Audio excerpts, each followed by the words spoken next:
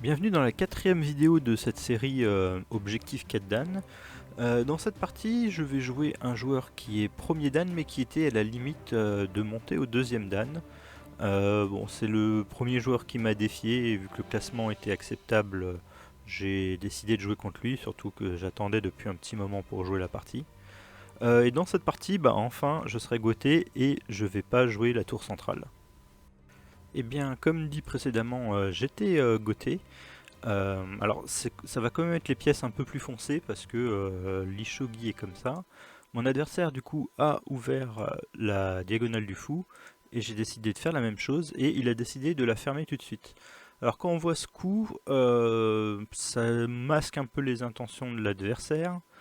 Il pourrait encore jouer des tours fixes, mais j'avais quand même l'impression que ça allait être une tour mobile. Et du coup moi j'ai décidé de jouer la tour fixe à mon tour. Là, il a joué ce coup-là, donc c'était pas encore clair qu'est-ce qui allait se passer. Moi, j'ai joué un coup qui est assez neutre également. Il a joué ce coup. Alors, il pourrait encore jouer une tour fixe, mais ça commence à perdre un peu de sens. J'ai décidé de jouer ce coup-là.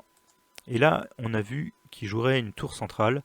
Donc, je fais face à l'ouverture que je joue d'habitude. Je vais essayer de jouer une partie, alors, de ne pas l'emmener dans le territoire qu'il aime bien. Alors maintenant, on voit quand même que bon, il voudra pousser un moment, mais c'est pas encore grave tout de suite. Donc je décide moi de jouer un coup droit pour faire mon château et mon adversaire fait la même chose. Et donc on va continuer à faire les châteaux. Alors surtout que j'ai le droit de le faire ici parce que le pion n'est pas là et il peut pas me jouer ce coup-là tout de suite. Donc c'est un petit avantage. Là je lui demande est-ce qu'il veut faire un Anaguma ou pas. Et aussi mon fou pourrait être utile un jour peut-être sur cette diagonale. Et donc il me répond par ce coup-là, donc on s'attend pas à ce qu'il fasse un Anaguma. Et je décide de jouer ce coup-là alors pour commencer à mettre mes pièces plus vers le centre, pour qu'il contrôle le centre. Et ça permet également peut-être de sortir le cavalier. Mon adversaire finit son château, il continue son château. Et j'ai joué ce coup-là, hop, donc mon argent est maintenant au centre. Et je menace quand même plus ou moins de pousser ce pion, ce qui pourrait être désagréable si il répond pas. Ça peut être un petit peu embêtant parce que mon argent pourrait venir ici et puis s'il fait ça, je peux tout simplement probablement jouer ça et il va avoir un petit peu de mal à jouer par exemple ici. C'est relativement dérangeant pour lui. Alors il n'y a pas encore péril tout de suite, mais c'est une position qui est relativement dérangeante, donc il doit faire quelque chose pour m'empêcher de pousser tout de suite. Du coup, mon adversaire décide de mettre son argent là, donc du coup, je ne vais pas vraiment pouvoir jouer ce coup-là, parce que tout simplement, il pourra chasser mon général d'argent, et vu que mon pion est pas encore là, alors si mon pion avait été là, j'aurais pu pousser une deuxième fois le pion et ça aurait marché cette tactique. Mais vu que c'est pas le cas, je serais obligé tout simplement de revenir en arrière. Donc je décide de pas jouer cette poussée tout de suite et je décide là de sortir le cavalier. Alors c'est toujours un petit peu délicat de sortir ces cavaliers. Il faut être sûr que l'adversaire va pas pouvoir pousser et ensuite reparachuter par exemple un pion sur la tête du cavalier, c'est son point faible. Et là dans cette position, j'estime qu'avec mon argent qui contrôle bien les cases, je peux me permettre de sortir le cavalier maintenant. Donc mon adversaire décide de jouer ce coup. Alors ça m'indique quand même quelque chose d'important dans la partie, c'est que ce général, vu qu'il vient par là, il va faire un château avec que deux généraux, donc ces deux-là. Et moi par contre, je vais probablement garder mes trois généraux. Et donc ma défense, alors malgré le fait que j'ai joué une tour fixe, ma défense sera peut-être plus forte que la sienne, ça change un peu la dynamique de la partie. Moi j'ai décidé du coup de jouer ce coup, alors c'est un coup un peu neutre on va dire, mais ça me permet par exemple de finir mon château, parce que là il est dans un bateau, ce qui est un château qui existe, mais on appelle ça plus ou moins un château intermédiaire. Le but est quand même de le faire évoluer vers un château qui est plus résistant. Et mon adversaire finit son demi-minot, du coup, vu qu'il me manque un général d'or, ici c'est que un demi-minot. Et moi je continue à me faire mon château. Et là il décide de faire un coup qui est vraiment bizarre pour moi, c'est pousser. Alors j'ai mis un peu de temps à calculer parce que apparemment il est attaqué 2 fois et il est protégé qu'une seule fois. Et donc vu qu'il est attaqué 2 fois, protégé qu'une seule fois, alors il y aura quand même, j'ai l'impression, du jeu, mais j'ai réfléchi et j'arrivais pas à voir qu'est-ce qui menaçait vraiment si je prenais le pion. Et donc quand on ne voit pas en fait comment il fait pour justifier la perte de ce pion, il vaut mieux prendre tout simplement. Alors deux choses, soit vous allez vous retrouver avec un pion de plus, et si effectivement il y avait une astuce qui fait que la prise du pion était mauvaise, et ben, tout simplement ça va être une partie où vous allez progresser pédagogiquement parce que vous allez apprendre comment il a fait pour vous embêter et que ce pion n'était pas prenable. Donc dans tous les cas, moi j'ai décidé de prendre. Donc il m'a joué ce coup là, donc maintenant mon général d'argent est attaqué 2 fois. J'ai deux solutions, ce serait tout simplement de le remettre en arrière ou de protéger avec le pion. Alors moi j'ai préféré protéger avec le pion. Ça me donnait, ça me permet de garder ce général qui est sur la case centrale et du coup qui est très fort. Et mon adversaire décide du coup de l'échanger tout de suite. Euh, Ce que j'ai accepté. Alors certes, avec la prise là de mon fou, mon château est un petit peu cassé. Euh, il faudra que je fasse attention parce que ce pion là par exemple n'est pas protégé alors qu'il n'existe pas réellement dans un minot normal. Mais il y a une justification tactique pour laquelle j'ai joué ça. Après ce coup-là, j'ai trouvé un coup qui est très fort. C'est ce parachutage de fou. Et donc ça attaque la tour et derrière ça fait une enfilade avec le général d'or. Donc mon adversaire, si il décide tout simplement de jouer ce coup qui paraît naturel, qui sauve la tour et qui protège le général d'or, maintenant mon argent en main va pouvoir venir ici et sa position est déjà vraiment compromise. Et c'est donc pour ça qu'il va pas jouer ça, il va me jouer le coup qui est probablement le plus fort, tout simplement de parachuter son fou. Donc il accepte de perdre la tour contre le fou. Moi je décide de le prendre parce que sinon il pourrait probablement s'enfuir. Et ici la position est pas claire encore.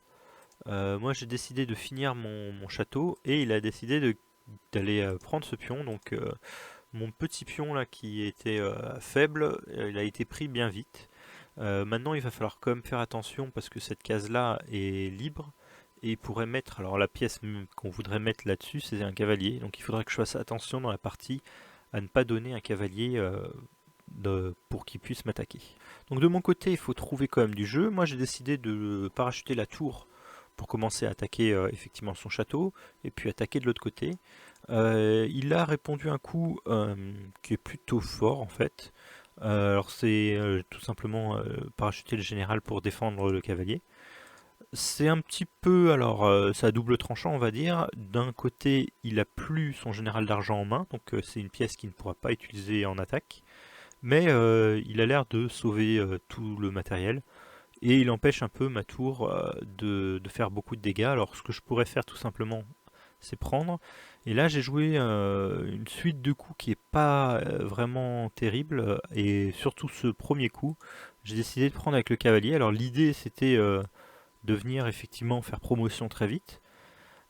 Mais je laisse une case super importante, cette case là. Et mon adversaire décide d'en profiter tout de suite en faisant le parachutage de fou qui attaque ma tour.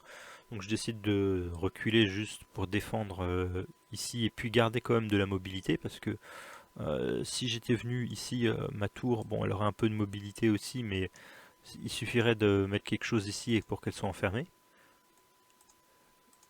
Hop là, donc on vient ici. Et là tout simplement il s'est pas embêté, il est revenu en arrière et il a fait promotion. Et maintenant la partie est beaucoup moins claire. Euh, J'ai décidé de continuer en parachutant le silver pour attaquer son fou promu. Il est venu ici. j'ai joué ce coup pour à nouveau essayer d'attaquer le fou promu. Il est venu ici et j'ai fait ça.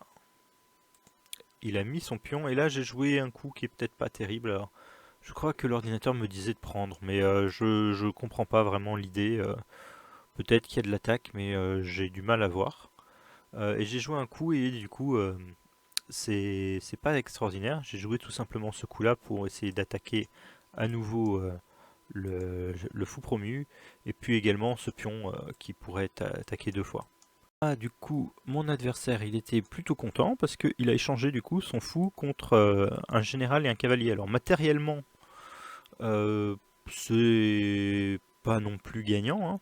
Mais le problème, c'est que bah, je viens de lui donner un cavalier. Et on avait dit le cavalier, c'est assez important parce qu'il pourrait attaquer mon roi. Donc là, je comprends que bah, j'ai joué des coups qui n'étaient pas optimaux et tout simplement je dois faire quelque chose pour empêcher cavalier ici, parce que si par exemple je joue un coup de pion, il y a cavalier là, donc je peux pas vraiment venir ici parce qu'il y a un mat tout de suite et du coup ça va me forcer d'aller sur des cases pas souhaitables en fait. S'il fait ça va pas être extraordinaire, je vais probablement me faire attaquer très vite et c'est pas acceptable comme position. Donc il faut que je trouve un coup et que je joue quelque chose pour parer cette idée.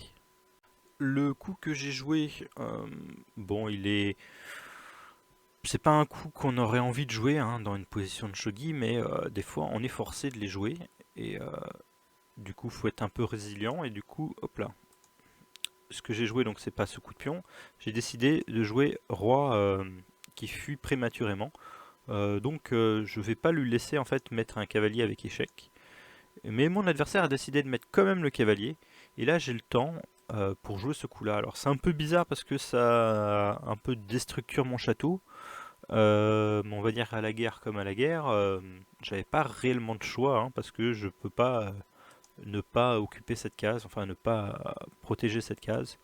Et j'ai pas à mettre non plus un fou parce qu'il pourrait tout simplement peut-être soit m'attaquer, soit tout simplement mettre l'argent et puis son attaque continuerait. Donc c'est pas bon. Des fois vous êtes obligé de jouer des coups comme ça, hein.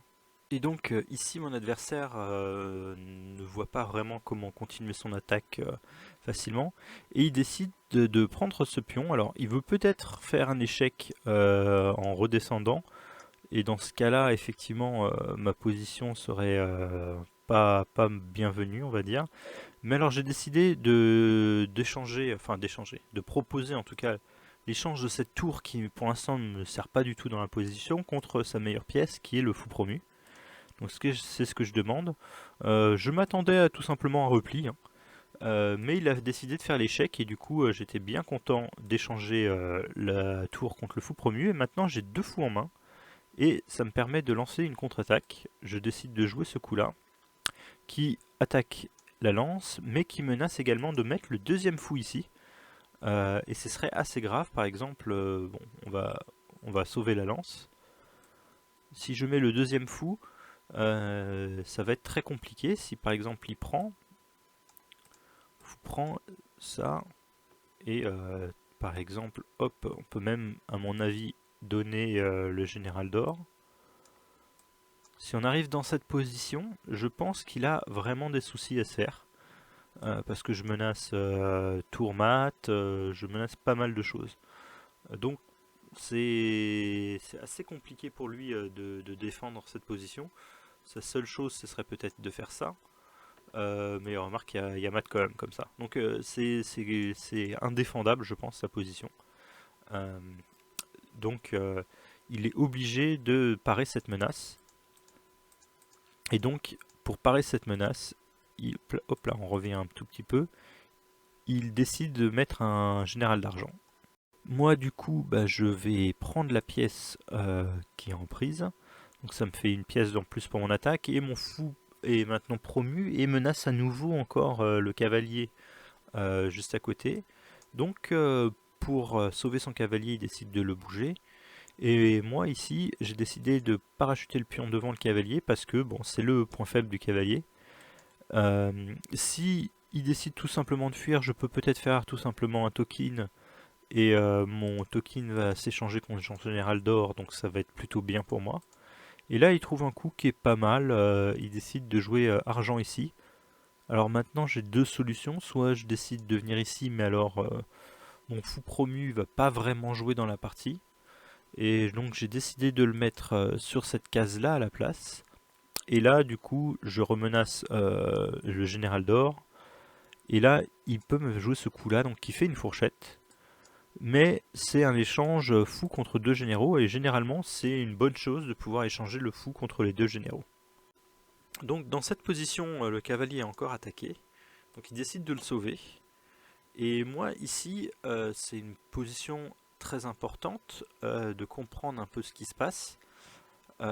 Si je joue par exemple un coup relativement simple, c'est un coup de token, l'attaque qu'il va pouvoir mener va probablement être assez ennuyeuse. Par exemple, s'il me parachute une tour.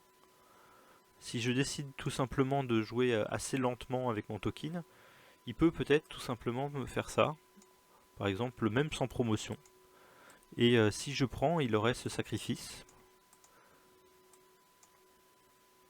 Et il pourrait mater.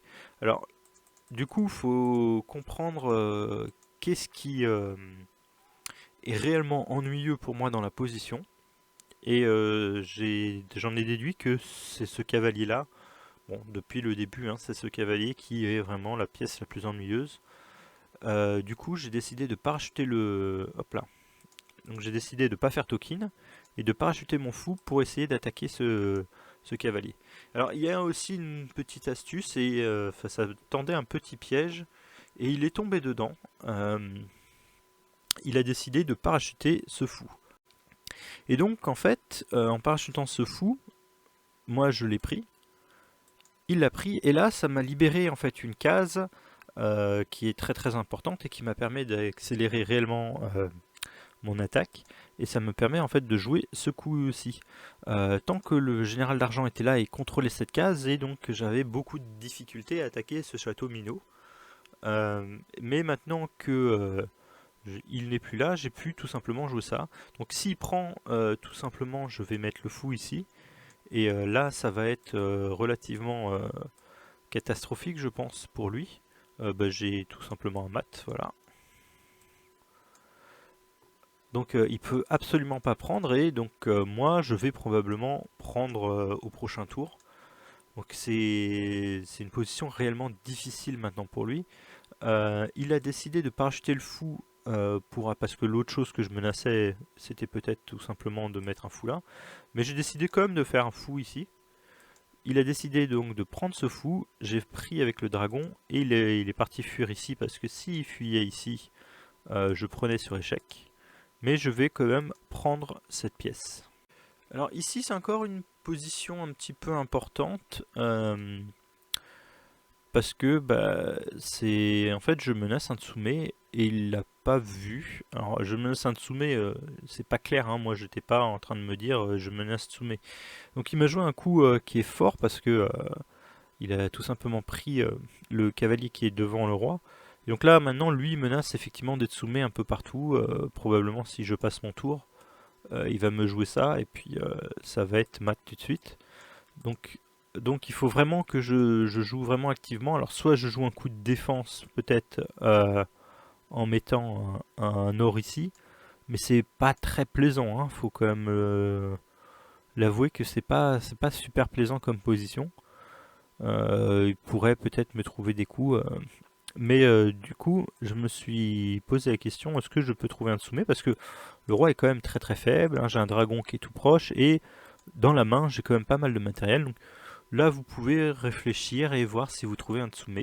Donc dans cette position, oui, le coup qui paraît relativement évident pour faire Tsume, donc il faut toujours faire échec, c'est général ici. Ensuite, le roi est obligé de partir, et là, c'est là où il faut trouver un peu le bon coup. Et le bon coup pour moi, je pensais que c'était prise sans promotion. Ça refait échec, donc il peut pas revenir se cacher parce que maintenant il y a un mat. Il est obligé de partir. Et là, c'est le moment un petit peu le plus important de la partie.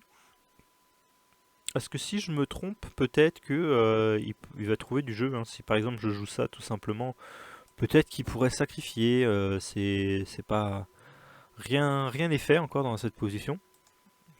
Mais avec le coup que j'ai joué, bah effectivement ça va être soumis tout de suite. C'est ce coup-là, double échec. Alors et sans la promotion c'est assez important parce que je veux contrôler cette case. S'il prend tout simplement, j'ai ce coup-là qui fait mat. Et donc mon adversaire n'a pas pris, il est parti, il a fui. Mon dragon est venu et du coup on voit pourquoi ne pas faire promotion était important. Il a pris ce pion et là en fait bah, j'ai un mat en 1 tout simplement. Même si même s'il il avait l'air de pouvoir s'en aller, le général qui faisait le château finalement c'est le dernier défenseur et c'est lui qui permet de gagner la partie. Donc la partie a quand même été compliquée, elle s'est retournée un peu plusieurs fois. Et puis surtout, je crois que s'il avait peut-être mieux défendu, alors surtout s'il n'avait pas joué ce coup là de fou, ça aurait pu être très très compliqué pour moi. Parce que peut-être tout simplement mettre un coup de tour ou des choses comme ça aurait été vraiment difficile. Euh, mais bon, il a fait une petite gaffe, il faut profiter de ces gaffes dans la partie. L'ouverture finalement avait pas été, il n'y a pas eu énormément de conséquences, on va dire. C'est pas dans l'ouverture que ça s'est joué. Il y a juste eu, alors le moment aussi qui est un petit peu important, surtout pour les joueurs, on va dire un peu débutants, c'est ce moment-ci là.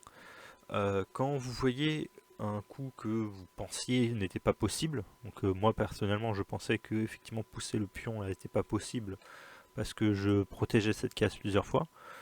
Bon bah il faut calculer hein, qu'est-ce qui se passe si vous prenez.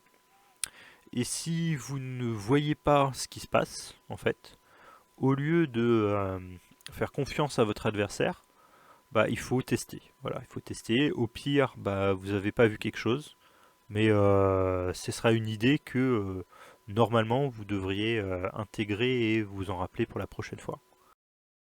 Donc voilà, en conclusion, dans cette partie, même si à un moment j'ai probablement pas très bien joué et j'étais moins bien, voire perdant, j'ai su faire preuve de résilience et puis aussi, il faut savoir qu'au shogi, les choses peuvent se retourner relativement assez vite parce que le jeu est très complexe. Et c'est donc en étant à l'affût là, des opportunités que j'ai pu retourner la partie. Et donc l'autre chose aussi, c'est pour les débutants, ne pas forcément faire confiance à l'adversaire, même s'il est très fort.